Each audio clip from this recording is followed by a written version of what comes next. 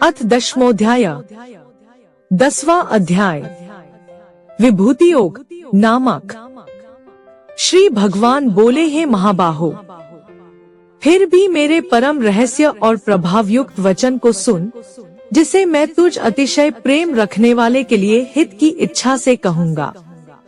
मेरी उत्पत्ति को अर्थात लीला से प्रकट होने को न देवता लोग जानते हैं और न महर्षिजन ही जानते हैं, क्योंकि मैं सब प्रकार से देवताओं का और महर्षियों का भी आदिकरण हूँ। जो मुझको अजन्मा अर्थात वास्तव में जन्म रहित अनादि और लोकों का महान ईश्वर तत्व से जानता है, वह मनुष्यों में ज्ञानवान पुरुष संपूर्ण पापों से मुक्त हो जाता है। निश्चय करने की शक्ति, यथार्थ ज्ञान, असमूढ़ता, क्षमा, सत्य, इंद्रियों का वश में करना, मन का निग्रह तथा सुख दुख, उत्पत्ति प्रलय और भय तथा अहिंसा, समता, संतोष, तप, दान, कीर्ति और अपकीर्ति, ऐसे ये प्राणियों के नाना प्रकार के भाव मुझसे ही होते हैं। 7 महर्षिजन, 4 उनसे भी पूर्व में होने वाले सनकादि तथा स्वयंभुव आदि 14 मनु, ये मुझ में भाव वाले सब के सब मेरे संकल्प से उत्पन्न हुए हैं, जिनकी संसार में यह संपूर्ण प्रजा है। जो पुरुष मेरी इस परमेश्वर्य रूप विभूति को और योग शक्ति को तत्व से जानता है, वह निश्चल भक्ति योग से युक्त हो जाता है। इसमें कुछ भी संशय नहीं है। मैं वासुदेव ही संपूर्ण जगत की उत्पत्ति का कारण हूँ और मुझसे ही सब जगत चेष्टा करता है। इस प्रकार समझकर श्रद्धा और भक्ति से युक्त बुद्धिमान भक्तजन मुझ परमेश्वर को ही निरंतर भजते हैं। निरंतर मुझ में मन लगाने वाले और मुझ में ही प्राणों को अर्पण करने वाले भक्तजन मेरी भक्ति की चर्चा के द्वारा आपस में मेरे प्रभाव को जानते हुए तथा गुण और प्रभाव सहित मेरा कथन करते हुए ही निरंतर संतुष्ट होते हैं और मुझ वासुदेव में ही निरंतर रमण करते हैं। उन निरंतर मेरे ध्यान आदि में लगे हुए और प्रेम पूर्वक भजने वाले भक्तों को मैं वह तत्वज्ञान रूप योग देता हूँ, जिससे वे मुझको ही प्राप्त होते हैं। हे अर्जुन, उनके ऊपर अनुग्रह करने के लिए उनके अंतःकरण में स्थित हुआ मैं स्वयं ही उनके अज्ञान जनित अंधकार को प्रकाशमय तत्वज्ञान रूप दीपक के द्वारा नष्ट कर देता हूँ।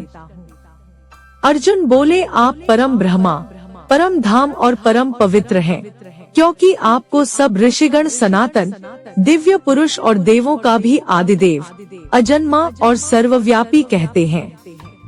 वैसे ही देवर्षि नारद तथा असित और देवल ऋषि तथा महर्षि व्यास भी कहते हैं और आप भी मेरे प्रति कहते हैं।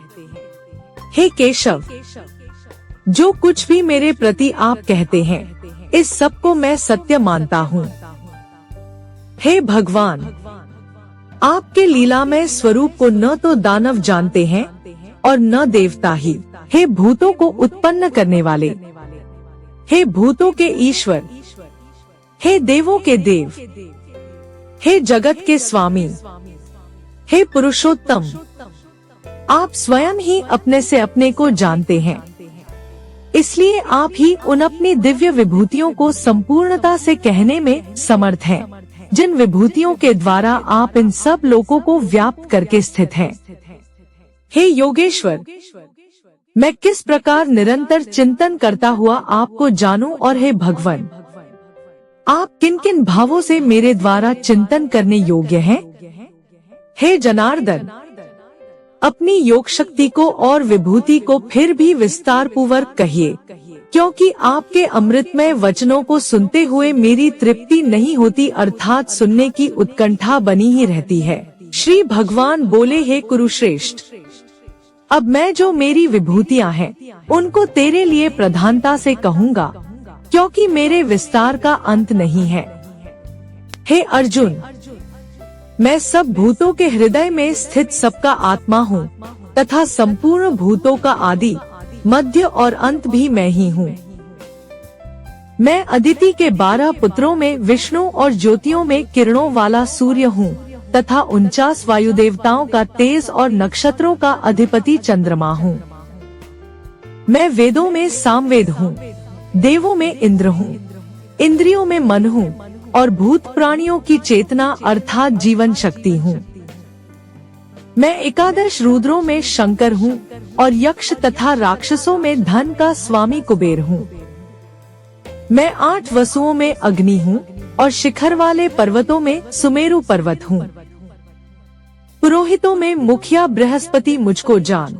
हे पार्थ, मैं सेनापतियों में स्कंद और जलाशयों में समुद्र हूँ। मैं महर्षियों में भृगु और शब्दों में एक अक्षर अर्थात ओंकार हूँ। सब प्रकार के यज्ञों में जपयज्ञ और स्थिर रहने वालों में हिमालय पर्वत हूँ। मैं सब वृक्षों में पीपल का वृक्ष, देवर्षियों में नारद मुनि, गंधर्वों में चित्ररथ और सिद्धों में कपिल मुनि हूँ। घोड़ों में अमृत के साथ उत्पन्न होने वाला उच्चैश्रवा नामक घोड़ा, श्रेष्ठ हाथियों में ऐरावत नामक हाथी और मनुष्यों में राजा मुझको जान। मैं शस्त्रों में वज्र और गौओं में कामधेनु हूँ।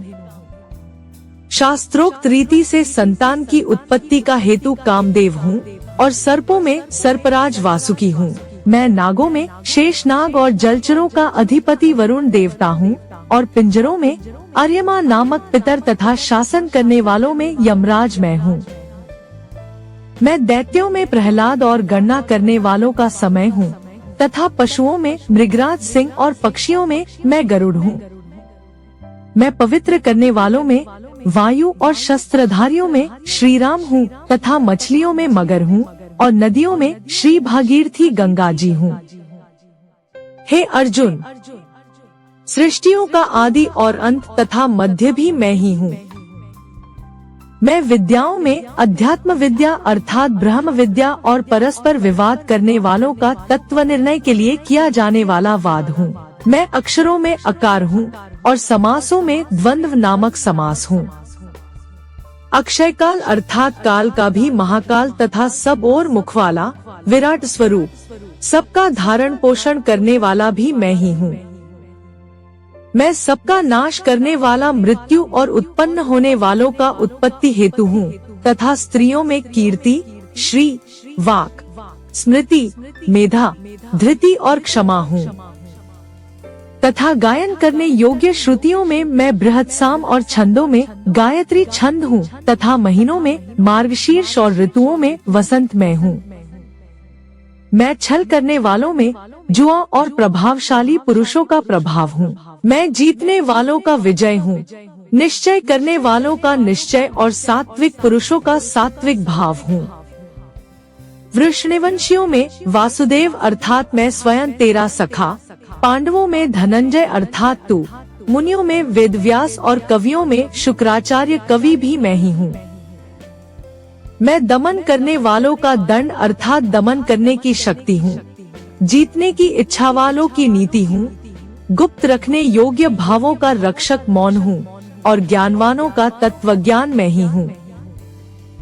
और हे अर्जुन, जो सब भूतों की उत्पत्ति का कारण है वह भी मैं ही हूँ, क्योंकि ऐसा चर और अचर कोई भी भूत नहीं है जो मुझसे रहित हो। हे परंतप, मेरी दिव्य विभूतियों का अंत नहीं है। मैंने अपनी विभूतियों का यह विस्तार तो तेरे लिए एक देश से अर्थात संक्षेप से कहा है। जो भी विभूतियुक्त अर्थात ऐश्वर्ययुक्त, कांतियुक्त और शक्तियुक्त वस्तु है उसको तू मेरे तेज के अंश की ही अभिव्यक्ति जान। अथवा हे अर्जुन, इस बहुत जानने से तेरा क्या प्रयोजन है? मैं इस संपूर्ण जगत को अपनी योग शक्ति के एक अंश मात्र से धारण करके स्थित हूँ। इस प्रकार उपनिषद, ब्रह्म विद्या तथा योग शास्त्र रूप श्रीमद् भगवद गीता के श्री कृष्ण अर्जुन संवाद में विभूति योग नामक 10वां अध्याय संपूर्ण हुआ।